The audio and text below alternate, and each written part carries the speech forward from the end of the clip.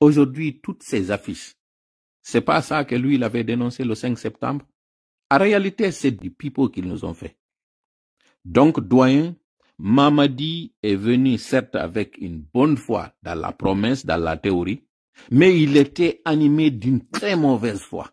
Cette mauvaise foi qui consistait en réalité à venir retirer le pouvoir pour asseoir une dictature. Mais cela ne marchera pas. Nous avons, à l'occasion du 5 août, 5 septembre. Septembre plutôt,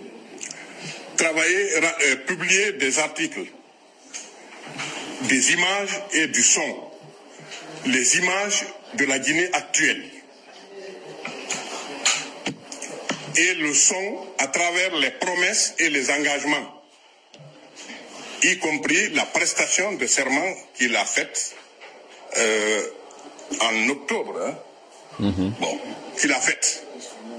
C'était en septembre. Plutôt. Nous pensons que si les coordinations, les ambassadeurs de la paix oui, au début octobre. et autres personnes ressources se joignent à nous, comme l'a dit l'autre, mon frère Barry, nous pensons que c'est nous, ses amis.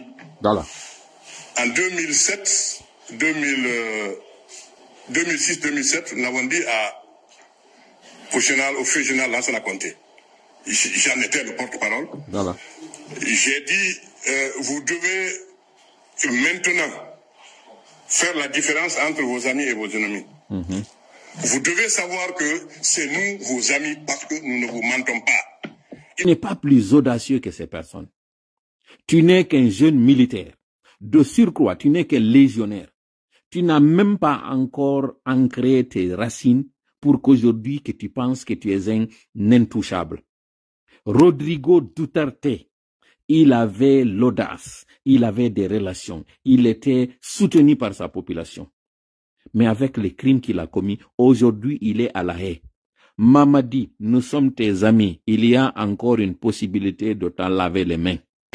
Il est encore possible, de la même façon que le 5 septembre, cette population que tu étais en train de...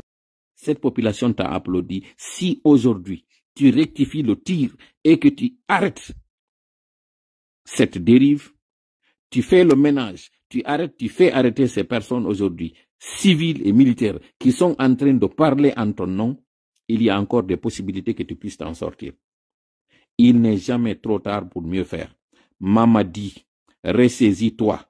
Cette dynamique qui est enclenchée, tu as deux options. Soit tu prends toutes ces blindés que tu as préférés sur les véhicules de sapeurs-pompiers, c'est-à-dire la protection civile, sur les ambulances, sur les hôpitaux, sur les routes, sur les écoles. Tu as préféré tronquer les richesses du pays contre de l'équipement militaire, alors que le pays n'est pas en guerre. Aujourd'hui, nous voyons tous que tu l'avais fait ça, tu l'avais fait. Si toutefois, tu choisis d'aller sur ce chemin, ce qui t'attend est plus grave. Par contre, tu as la deuxième option, celle de te ressaisir et de comprendre que tu ne pourras pas résister face à une population déterminée. Aujourd'hui, la galère, la misère, les difficultés font que personne ne pourra se calmer face à ce que ces personnes sont en train de subir.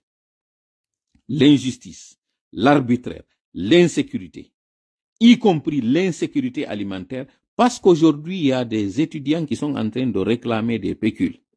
Il y a des enseignants, des fonctionnaires en émo qui n'ont pas été payés, mais vous avez de l'argent pour faire des affiches, payer des jeunes pour que ces affiches soient mises sur toute l'étendue de la ville de Conakry.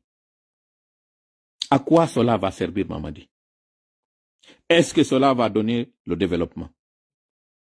Est-ce que ce sont ces affiches-là que tu avais interdites lorsque tu étais venu au pouvoir? Quand Mandiang avait fait une seule affiche, une seule, au niveau du pont 8 novembre, vous l'avez intimé de descendre cette affiche. Aujourd'hui, ce sont des milliers d'affiches qui sont distribuées sur la capitale. Trouvons l'erreur. Y a-t-il quelque chose qu'on a manqué? Qu'est-ce qui s'est passé entre-temps? Lui, Amara, qui avait fait des déclarations pour dire que le CNRD n'a besoin ni de soutien, ni de contestation, c'est lui aujourd'hui qui est devant pour dire que la population réclame à ce qu'il y ait du soutien pour Mamadi Doumbouya.